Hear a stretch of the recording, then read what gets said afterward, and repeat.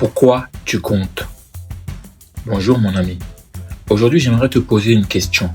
Pourquoi tu comptes? Pourquoi tu comptes ce que tu as? Pourquoi tu comptes ce qui te manque? Pourquoi tu comptes tes échecs? Pourquoi tu comptes tes années d'attente? Pourquoi tu comptes les portes qui se sont fermées devant toi? Et pourquoi tu comptes sur toi-même? Dans 2 Samuel 24, David a voulu compter le peuple d'Israël. Il a ordonné un dénombrement. Pourtant, même Joab, son général, a senti que quelque chose n'allait pas. Mais David a insisté. Après avoir compté le peuple, son cœur fut frappé.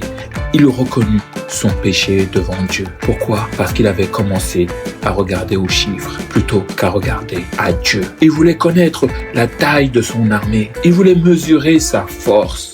Il voulait savoir sur quoi il pouvait s'appuyer. Mais la force d'Israël n'a jamais été dans le nombre de ses soldats. La force d'Israël était dans la présence de Dieu. Et toi aussi, parfois, tu fais comme David. Tu comptes l'argent qui te manque. Tu comptes les années qui passent. Tu comptes les candidatures sans réponse. Tu comptes les déceptions. Tu comptes les personnes qui t'ont abandonné. Tu comptes les occasions manquées. Tu comptes les statistiques, les probabilités, les chances de réussite. Et plus tu comptes, plus tu t'inquiètes. Parce que les chiffres ont cette capacité de te faire croire que ton avenir dépend d'eux. Mais Dieu ne fonctionne pas avec les mêmes calculs que les hommes. Quand tout le monde voyait un géant, Dieu voyait David. Quand tout le monde voyait 5 pains et 2 poissons, Dieu voyait un miracle. Quand tout le monde voyait 300 hommes, Dieu voyait une victoire. Quand tout le monde voyait une croix, Dieu voyait une résurrection en Jésus-Christ. Tu regardes peut-être aujourd'hui les chiffres de ta vie et tu te dis que ce n'est pas suffisant. Pas assez d'argent, pas assez de relations, pas assez de compétences, pas assez de temps, pas assez de force. Mais laisse-moi te rappeler quelque chose. Dieu n'a jamais eu besoin d'un grand nombre pour accomplir une grande œuvre.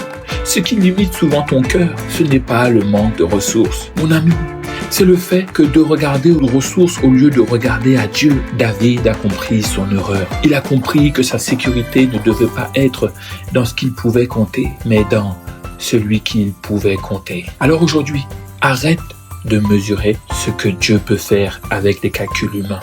Arrête de penser que ton avenir est enfermé dans les statistiques. Arrête de croire que les chiffres ont le dernier mot. Car ce n'est pas ce que tu peux compter qui détermine ton destin, c'est celui sur qui tu peux compter. Mon ami, dans le psaume 20, verset 8, les uns s'appuient sur leurs chars, les autres sur leurs chevaux. Nous invoquons le nom de l'Éternel notre Dieu. Demeure béni.